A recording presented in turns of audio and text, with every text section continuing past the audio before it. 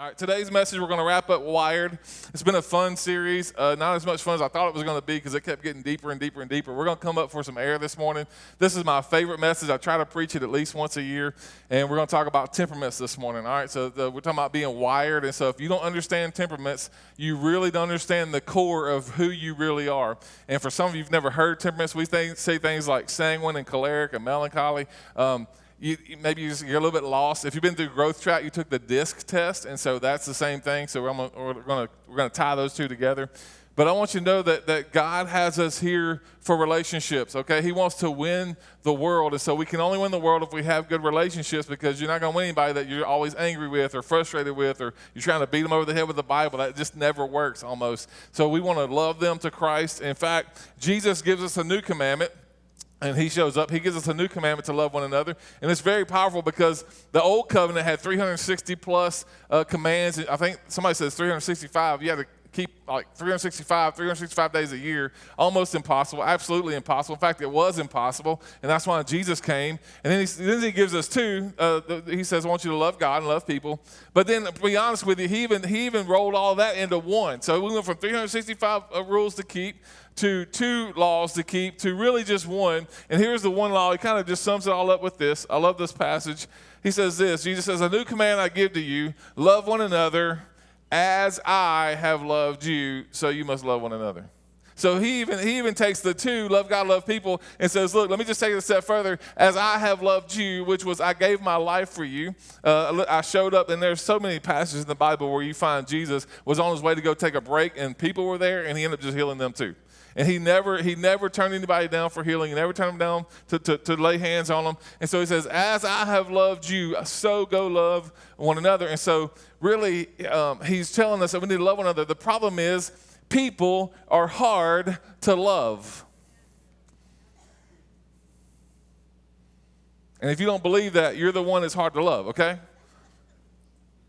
It's hard to love people. But we need to be empowered to love people. And so how do we do that? Well, we need to start understanding. So here's what I want to tell you this morning. Understanding others empowers us to love them. If I can understand, because you ever done this? You ever just had somebody you just did not get along with? I know maybe none of y'all do, but I've had people I just didn't get along with. And I ended up like at lunch with them, or just took a few minutes to talk to them, and I heard their story. And I was like, holy moly. No wonder they're so jacked up. They got issues. They got a past. Something happened to them when they were 10 or 15 or 20 or 25 or 30. I don't know what it was at that point, but when they start talking to me, I'm like, man. And what happened? You start having a little bit more compassion for them. See, when Jesus saw people, he knew what they went through. He had compassion on them. The Bible says he looked at them with compassion like sheep without a shepherd. So when we understand others, it empowers us to love them. And so he tells us this, and later on you get some scripture in the New Testament. I'm going to share a couple with you about exactly how really we're supposed to deal with people, because sometimes it ain't easy. Sometimes we want to jump into a fight, an argument that's not really ours. Well, here's a passage for you. If you love social media, you're probably going to want to get off after this one. Look at this verse of scripture. He mentions Facebook on here. Not by name, but it says, again, I say, don't even get involved with foolish, ignorant arguments that only start fights. He's talking about Facebook. That's where ignorant arguments go. That's where they breed, okay? They breed on social media. So he's saying, don't even get involved in it. Don't even start talking to those people. And what we do is, there are 2 people arguing, we jump in with them, right? Ever done this? I would be a terrible juror. I've never had jury duty. All right? God, please don't let that happen this week. I got stuff to do. But I make a terrible juror. You know why?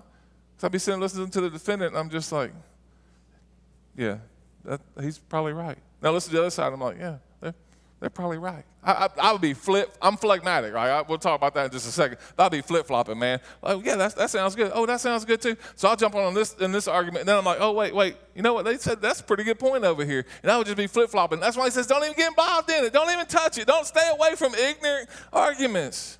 You know who get in ignorant arguments? Ignorant people. Just ignorant. I just like to say ignorant. I spell it different than he does. Then he says this, a servant of the Lord must not quarrel, but must be kind to everybody. Every single person to be able to teach. And here's why you be kind, because you can't teach people that you're angry with. I mean, you can, just don't come off good. So you're going to be able to teach them and be patient with difficult people. Be patient with difficult people. Now, I'm telling you, I told you this message is one of my favorite ones, because we're going to talk about temperaments here in just a few minutes. But sometimes people are difficult, but they're difficult to us because we don't understand them. I'm telling you, when I learned temperaments, when I learned that everybody was made a certain way and they had a certain temperament, it changed everything for me. It changed the way I parent. It changed the way I looked at my boss. It changed the way I looked at the employees I work with, the people who work for me. It changed the way I looked at my wife, everything. It changed everything. And so if we will understand people, it will empower us to love them. And so let me give you the temperaments this morning. First, let me tell you what there are. There are 4 temperaments and 12 blends. And so, again, I'm not getting into the blends this morning because there's a bunch of them and we don't have time for all that. But this stuff was actually developed over 2,400 years ago. Hippocrates, who's the father of medicine, actually figured out that there are 4 different temperaments. So this is not new stuff. This is not stuff that just came out. This stuff has been around for a long, long time. So, but God made us this way. In fact, he tells us that he knits us together in our mother's womb in Psalms 139. He made us delicate in the inner parts of our most body and knit me together. He knitted me together a certain way. So he made me like I am for a certain reason. And so when I understand that, it'll help me not only just help me with other people, but also help me understand my weaknesses. And I don't know if y'all believe that, but I have weaknesses. Amy disagrees with me, but I tell her all the time I'm not perfect. But God made me a certain way, and so he made you a certain way. And here's what we got to understand about our temperaments. Understanding our temperaments will remove barriers in our relationship. So when I understand what temperament you are, all of a sudden I just go, yeah, I kind of expected that. And not in a bad way, but just like I can almost tell you how you're going to respond to a certain situation because of your temperament. And so it's very important that we get this morning. So let me give you the 4 temperaments. I love this part. This is, again, my favorite message of the year that I preach. So if you're kind of new here, you haven't heard this. If you're not new, you've heard it before. But it's good to be reminded, because sometimes we forget about temperaments, and it really, really matters. Here's the first one. So if you've taken the DISC test, this is D. So this is Rocky Choleric, or just Choleric. We're going to call him Rocky because that'll help you remember he's a little bit rough. All right, Rocky rough. All right. So here's some of his, this is his strengths right here. Rocky is strong-willed. And so you already know who that is in your family. Independent, visionary, productive, and a leader. And so a choleric is a take charge person. Like, they are going to show up and they are going to be prepared and they are going to take charge. And listen, here's the thing about a choleric. They'll take over when you don't even ask them to. Melissa, you're choleric, by the way. She's over here good. This is Melissa, right? I can look out in the crowd. I can pick every choleric out in here. If I've been around you more than 5 minutes, I know you're choleric. And so it's good that we get this. We understand this. So they're very strong-willed. These are pluses: strong-willed, independent, visionary, productive, and they are a natural-born leader. And so a choleric will take charge. They will step in. They'll take over. And again, even if you don't ask them to, I mean, a choleric really struggles working for somebody else because they want to be in charge. They really, in fact, a lot of people who start their own business are cholerics, and a lot of them are starting their own business because they don't want to work for somebody, because they are strong-willed. So they want to be in charge, but they do have some struggles. Now, cholerics got issues, all right? So if this is something to be proud of, but the next list is going to be painful to look at, but look at it, all right? And spouses, you have the approval this morning only to nudge your spouse if one of these pop up and it's your spouse, all right? I'm giving you the green light right here, all right? So here's some of the challenges that they go through. Actually, we're figuring out. So I know I never talk about her, but Parker, my granddaughter, she is 6 months old. She choleric. 6 months old. We knew some of our, once we figured this out, we looked at our kids. I remember when I think Kai was a little bitty, we knew what he was. He was like 1 year old. We already knew. We know Parker's choleric because she's independent. You try to feed her a certain way. You try to feed her a bottle and she ain't ready, she won't take it. And then when she's ready, she'll take it. She's 6 months. She's very strong-willed. But here's some of the challenges you guys have if you're choleric, and I'm saying you because this ain't me. If you're a D, if you're Rocky choleric, you're cold. This is not a green light to do these things. I'm just telling you, this is some of the stuff you struggle with. You're domineering, so that control turns into being dominating. So you'll go from controlling a situation to dominating a situation, which is not healthy. Unforgiving, you do not want to cross a choleric. Let me just tell you right now, you do not want to cross a choleric. That's not a good thing, Jody. The ignorant arguments, a lot of them are cholerics.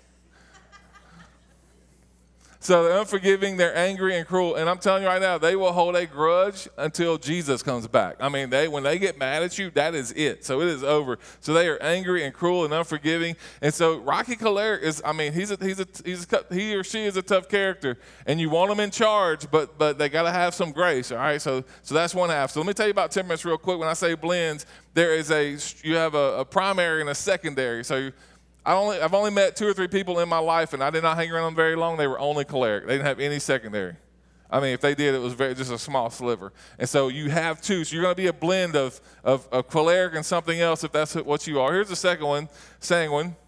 So if you've done the DISC test and you came up an I, you're sanguine. Sparky, he's life of the party. So if you had a phrase to like identify these people, Sparky would be the life of the party. He's outgoing. You just can't hold these people down. I mean, you can put a muzzle on them, they'll still talk to you. I mean, they will learn sign language if they lose their voice. They will talk and talk and talk and talk and talk and talk and talk. They are very enthusiastic, and you ask about what? Every stuff. Everything's awesome. You know, it's like the Lego song. I mean, everything is awesome all the time. They're super enthusiastic, and they're also compassionate, so they have a lot of passion. So they're always, and you don't have to wonder. A sanguine, you do not have to wonder how they're feeling, all right? First of all, they already told you, all right, because they're so talkative. But they just wear it. They can't help it. They have a lot of feelings, and you know it, and everybody else does. And so you know, they are the person. If you want a real party, you invite a sanguine. Now, they might be late. We'll talk about that in a second. They're probably going to be late, all right? But they will be the one that keeps things going. You want to sing, every life group needs a sanguine, at least one sanguine, all right? If you have we've had life groups, I'm just like, dude, I hope so-and-so shows up tonight. Because I got 3 cholerics and 2 melancholies. I need a sanguine in the house. I need a sanguine in the house. A sanguine will keep things going. Life group leaders, you know what I'm talking about. If you're leading a life group, you need a sanguine in there because sometimes it just gets stale. Now, sometimes they're too much, right? They talk too much, and you end up in left field talking about tractors and stuff. But you just never know. But you just need them to say something. But I'm telling you, a sanguine will talk to a fence post and be happy with it. Like you try to put a sanguine by themselves. Like I thought what do you call it? What quarantine? I know some sanguines. I didn't know if they were going to make it out. I mean, it was rough on a sanguine to be quarantined. Here's some of the challenges that a sanguine has. They're undisciplined, so again, time does not matter to them. 5 minutes might as well be an hour. My brother's sanguine. If he says I'm on my way, he's still in the shower. Anybody? Y'all know what I'm talking about? Like, I'm on my way. Dude, I just heard your kid crying. You're still at home, bro. Yeah, but I'm on my way. You ain't even dressed yet, man. Some of y'all have heard this story, but my brother sanguine has no concept of time at all. I love being on time, and we tried to ride together a couple times to work. We're going to just save gas. Right now, that's a great idea, by the way. But we were going to just save some gas and ride together. That lasted 3 days. I showed up at his house for 3 days, and he was late. I was late. The only 3 days of my career I was ever late was because of him. They're undisciplined, so they're not going to be. There'll be a lot of fun, but it's almost all party and no responsibility. They're emotionally unstable. That's not just sanguine, but it's really an issue that sanguine have. Why? Because they get in their feels so much. You don't, like 1 minute they could be laughing, the next second they're crying. And you're just like, I thought we were good, but apparently we're not good. I don't really know what's going on here. They're unproductive. Because they're so scatterbrained, they're so just like about the people and about the things around them. You cannot. If you have a sanguine kid, parents, listen to me closely. You cannot put a sanguine in front with a desk to do their homework in front of a window. Can't do it. A squirrel, one squirrel and it's over with. That's it. Literally, physically, a squirrel. They see a squirrel, that's it. They are very undisciplined. They're mostly unstable. They're unproductive, and they're egocentric. Life is about them. It's all about them. And they are very egocentric. They're all about themselves. And so Sparky Sanguine is a fun one to be around, but a challenge depending on your temperament. Here's the next one. This is my favorite. Feel the phleg. The S means steadfast. And so phlegmatic is very very easy, very calm, very easygoing, very laid back, dependable. I'm phlegmatic. If I say I'm gonna be there, me and Scott Davis hunt together a lot, and I show up at his house at 3:30 in the morning. I get there at 3:29. If it's 3:31, he thinks I overslept because I'm not there. I'm telling you, I will be on time. You can depend on me. This is a great thing, but it can be negative because I'm so dependable. There have been jobs I should have left a long time ago, but I didn't because I was so loyal to the people. And so I would say that even about church. If God's calling you out, don't stay for me. Be dependable somewhere, but don't stay just for me. But there have been times I stayed too long and went too far that I shouldn't have. I was dependable, diplomatic, practical, and yeah.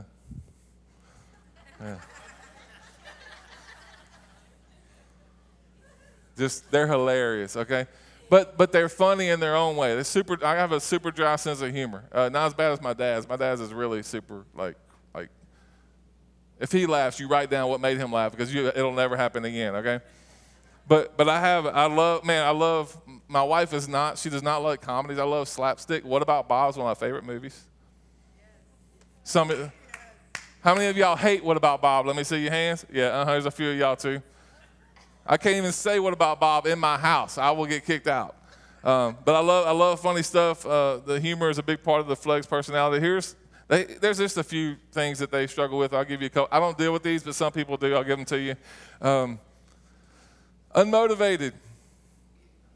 The thing about a Fleg is we will be laid up on the couch all on Saturday the whole day and think, I should be doing something right now. We feel bad for being unmotivated, but it doesn't get us off the couch. We don't feel bad enough to get up and go do anything, all right? We're procrastinators. Like, ladies, listen, let me tell you, ladies, wives, listen to me. If you've been bugging your husband about something, he will get to it. You don't have to bother him every 6 months about it, okay? He's going to get to it. I'm going to get to it. My aim is just like, you got to take out the trash. I just go, we're good for at least 3 more hours. And if it's really bad, you stick your foot in there and stomp that thing. I did that this week. There's a lot of air down in there. You push that thing down, man. So we're procrastinating, not because, I ain't trying to save on trash bags. I just want to take it outside. That's all it is. We're procrastinators. We're stingy. Look, I'm stingy in a lot of areas, mostly with food. Y'all know, come on, parents, when you get the good stuff, when you go grocery shopping, you get the good stuff, you have to hide it somewhere, all right? And wait till all the kids go to bed. Sometimes even the wife don't know about it. You got to get her to bed too, all right? And then you get in there and I'll stay up late. I don't stay up late because I can't sleep. I stay up late because I'm eating the good stuff. So I'm stingy with food and everything else. Indecisive. I've said this before, but you do not want to go to lunch with a phlegmatic. If 3 phlegmatics are going to lunch, they'll starve to death trying to figure out where they're going to eat. It don't matter what you want to do. Bailey, do I do that? What you want to do? It don't matter what you want to do. So he's the cleric in their bunch. He has to go, look, here's where we're going. I'm like, all right, let's go. But look, we're so laid back. You bring my food wrong to me, I'm stingy with food, but I ain't going to say nothing. I ain't never ate an onion before, but here we go. You know what I'm saying? Indecisive and fearful. We're very fearful people. You can't look at us because we're so even-keeled, but inside it's sometimes torture. We worry about the craziest stuff, some things that will never happen, has never happened before, and probably will never happen, and it's the stuff that we worry about. We're very fearful.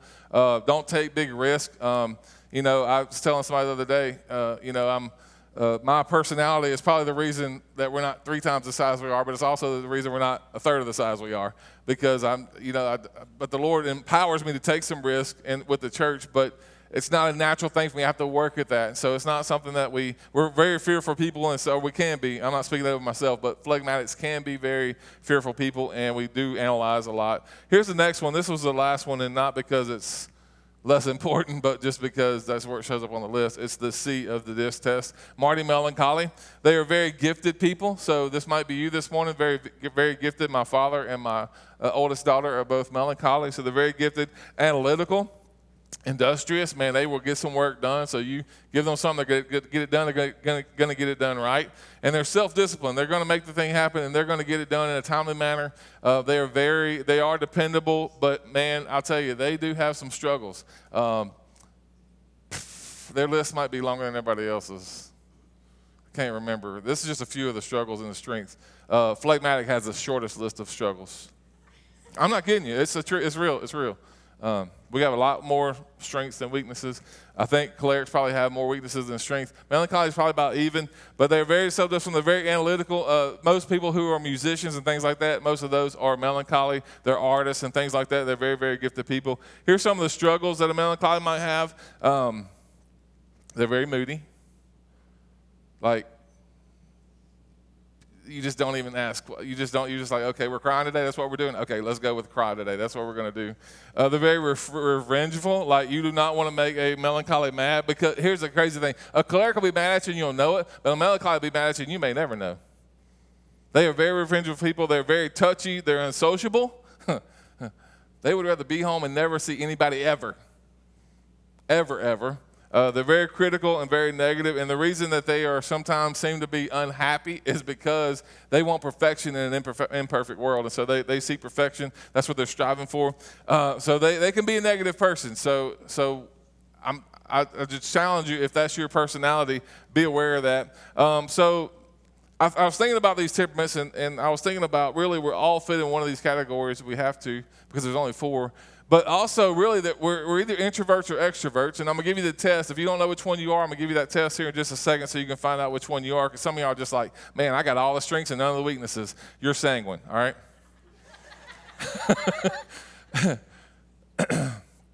I was talking to Scott the other day, and I said something about I'm an emotional person. And so after the service, he was like, dude, you're not emotional. And I was like, I thought I was emotional, because he's sanguine, and sanguines are emotional. Okay, so a phlegmatic, he said every phleg thinks they're emotional, and they're not really. Like that's just what we think. We think we're super emotional, but we ain't got nothing on a sanguine. But a melancholy, they can be moody. They can have all those things too. We all have these issues we have to deal with. But I was thinking about us, all of us to some degree have a struggle, and we're either introverted or extroverted, and so I'm going to show you that in just a second. But we all have struggled with these before, so I'm going to show you a couple of memes. I love memes, but here's a couple of them. Check this one out. This was funny. When you're at a party and you only know one person, just hold on for dear life. You know, you just latch on. I love this one. You've never done this, but some of us have. When you see somebody, when I see somebody I know, and I have to hide until they leave. Yeah. You will go down an aisle in Walmart you ain't never been before just to avoid somebody. Just be like, well, they got some flavored flour now? What is this? Let me just be looking, make sure the person don't see you anymore. So that's what that cat, that's hilarious. That's what we look like, too. Just be like, listen, I'm mostly extrovert sometimes. But sometimes I just don't want to talk to people. I know it's bad as a pastor, but sometimes I don't. And I'll hear a voice I might recognize. None of y'all, but I've heard voices before that I recognize. And I have to go to the bathroom all of a sudden. But anyway, this might be my favorite. We've all done this one, okay? This one's so funny. I'll read it to you. Me watching my phone ring until I missed the call. Me watching my phone ring. And then you have those people that they call you, and you don't answer. And then they text, hey, what's up? And you respond. And then they call you again. Like, text me. All right? So we love watching our phones ring until we miss the call. Here's a test. If you want to know what you are, here it is. Are you an extrovert? Yes or no? That's up to you. I don't know where you're at. If so, you're probably either choleric, you're either a D or an I. You're either choleric or sanguine. So that's the first one. So are you an extrovert or not? So that's going to determine which one you are primarily. Here's the second one. Do you lean towards super extrovert? In other words, being around people, not only like you like it, but it actually empowers you. Like you can't be alone. You just can't be alone. Then you're probably a sanguine. So if you lean so much to be around people, you're probably a sanguine if you're a super extrovert. Here's the third question. Are you a strong natural leader? So if you're a strong natural leader, you're probably going to be choleric. That's going to be your predominant. So again, there's blends, but that could be your predominant one if you're a strong natural leader. Here's number 4. If you answered no, you're not an extrovert. Ask yourself, am I a perfectionist and analytical? And if so, you're probably melancholy. So if you're not an extrovert, you're an introvert, and you're analytical, and you're a perfectionist, then you're probably a melancholy. Here's a 5th question if you want to know if you're phlegmatic. If you're not an extrovert and you rarely get angry but experience fear and worry, then you're probably a phlegmatic. And so those are the 4 temperaments, and so we all have blends. You're either a DI or an SD, and there's all kind of. Very few people are actually DSs, which would be a choleric phlegmatic, which sounds like completely opposite. But those are I've heard people call them the golden temperament. That they are the ones you want because they can be, aggressive in leadership, but they can also be diplomatic with the phlegmatic side. And so there are just all kind of blends. And so those are very rare if you find somebody who's that, because it's kind of an opposite. You almost think they're schizophrenic because they can just bite your head off, but then you're just like, I kind of like that. Like, they bit my head off, but they did it so nice, That is a choleric, phlegmatic, or phlegmatic, choleric, and they just like, they'll just beat you up and you enjoy it because they're so diplomatic about it. You're just like, yeah, I probably deserve that. I appreciate you doing that for me. So so there's blends, y'all. Mine is phlegmatic melancholy. So I'm mostly almost all phleg and a little bit of melancholy. So I do have some perfectionisms and things like that analytical and things like that. But I don't know which one you are, but I hope you figured it out. And I'm going to tell you, here's the cool part.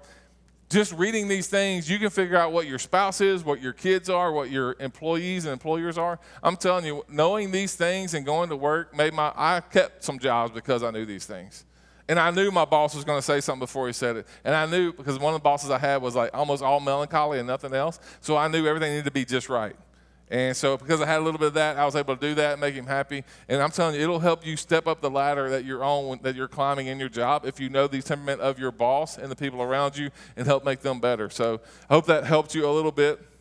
The Bible tells us that he's created us all differently. Romans chapter 12, verse 6 says, in his grace, God has given us different gifts for doing certain things well. And I'm so glad that we're not all preachers. And I'm so glad that we're not all life group leaders.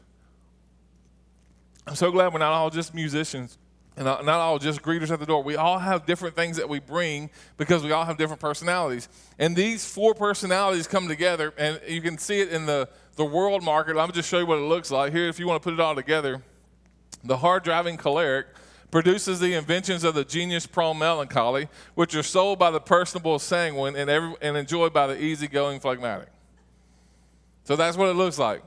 So a choleric will produce the thing that the melancholy dreamed up. The sanguine will go sell it, and the phleg just sits back and eats it. That's the way we do. That's what we do. We enjoy the comfort of what y'all all produce. That's what us phlegmatics do. But this is what it looks like in the world. The choleric will make things happen that the melancholy dreamed up. The sanguine will go sell it to people, and the phlegmatic is going to buy it. Because we're diplomatic, we're going to make you happy. We'll just buy it just to have it. But that's what it looks like. He goes on to say this in Romans chapter 12, verse 6. This is the second half of that verse. So if God has given you the ability to prophesy, speak out with as much faith as God will give you. He's given you. So God will give you these gifts and abilities to do these things. We're not all the same. We don't have the same gifts. Look at verse 7. If your gift is serving others, then serve them well. And I'm going to just say, we all called to serve. In fact, Jesus said, I didn't come to serve but be served. And so we're all in this group, but he said if he's calling you to serve, do it well. Man, if you're on a team, show up. Be dependable.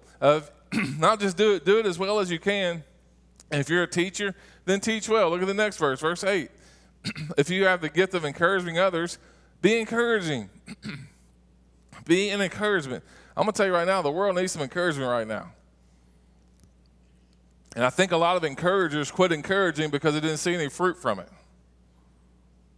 I want to challenge you to take that step up and encourage. So if you're going to encourage well. If it is giving, give generously. Now, are we all called to give? Yes, but some people have the gift of giving. We have a team just for that called Legacy. And so we have a team just for people who give generously. If God has given you leadership ability, take that responsibility seriously. So we all have these gifts that God's given us through the temperaments that he's given us. And it's all important to make the kingdom of God work.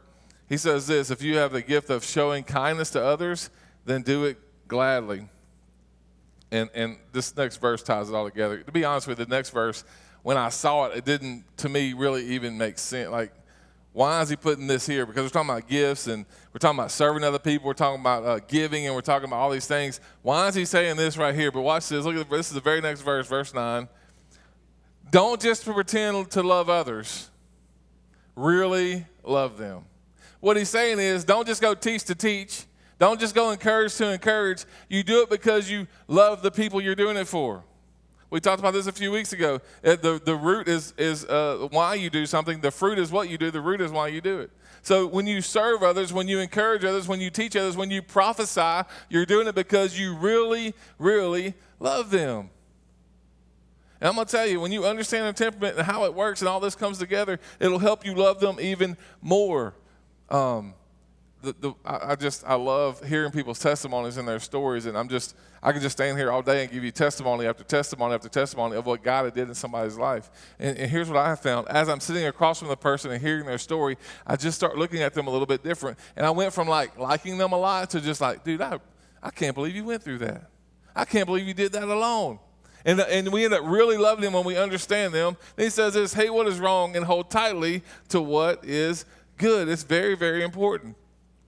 Look at the next verse. Love each other with genuine affection and take delight in honoring each other. Build them up above where you are and honor them. Put them up like serve them and honor them above yourself. It's very, very important. Take delight in that. Look at verse 18 of the same chapter. He says, do all that you can to live in peace with everyone. I'm just going to tell you, if you'll get these temperaments and you'll understand them, if you want more information about temperaments, you have not been through Growth Track. In fact, that's today. Step 2 is today. This is where we do temperaments is today. So get in there for that for second service. But he says you do all that you can to live in peace with every single person. And I'm going to be honest with you. In our society today, this is not where we're at. The church isn't even here. We're not doing all that we can to live in peace with each other. We're doing all that we can to be right in front of other people. He doesn't say that. This is a very simple command, but why is it so difficult? Live in peace with every single person. I think we have to take one step deeper. And I want you to get this morning. We don't love each other because we have nothing else better to do. We don't love each other because they live in our house. We love each other because God called us to, because they have a destination of their soul one day. They're going somewhere. You're going somewhere. You end up in heaven with the King of Kings or in hell with Satan and his demons. We got to get the reason behind all this. In fact, let me just tell you this morning. We were created for eternity. You were created with eternity in mind. And when we go love each other and we love other people, it's because God's called us to love them to heaven. He's called us to love them for an ending purpose. This is not just because you have nothing else better to do.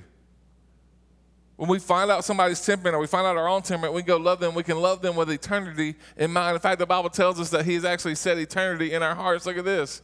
He has made everything beautiful in its time. He has also set eternity in the human heart. God set eternity in the human heart whenever he created you, whenever he created me. And when he did that so that we can go spend eternity with him. And here's the sad thing. I'm going to tell you right now, there are so many people who don't know Jesus because of the church. I'm going to say that again. There are a lot of people who don't know Jesus because of the church. We had our own agenda. We were going to do our own thing. We wanted to be in charge. Y'all, I've been to some business meetings that Jesus didn't show up at all. It wasn't about Jesus, it was about control. And I'm going to tell you right now, there are a lot of people who don't know Jesus because they got hurt by church people.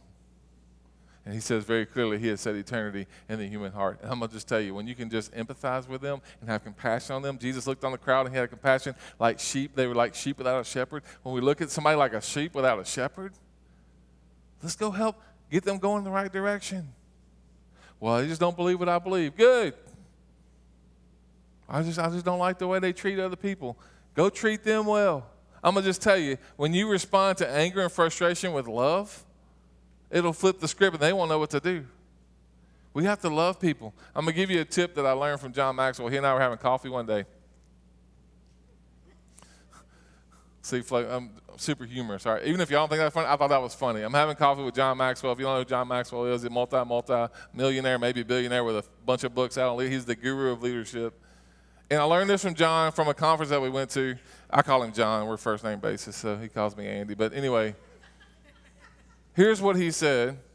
And it's in some of his books, probably maybe in all of his books. But here's what he said, and it just changed the way I see people. And I have to work at this. It doesn't happen all the time, but I have to work at it. But if I'm going to help people find Jesus, and I'm going to help them find their purpose and get stepping in the right direction, here's what I have to do. I have to imagine that there is a 10 on everyone's head. They are a 10. Because the Bible says they were created perfectly in his image. But what I shared with you today is going to help you understand what's going on behind the scenes. It's going to help you understand their temperament a little bit. But I'm going to tell you right now, if I look at them with a 10 on their head, it's going to change the way I look at them. No longer am I looking around while they're talking to me trying to figure out what I'm going to do next or what's for lunch or what's for supper. No, I'm listening. They're 10. They matter. You're wired for relationships. You're wired to have a temperament. They're wired with a temperament. And they're wired to be treated as if they're a son or a daughter of the King. Because they are. They are. They are. Let's love them like they are.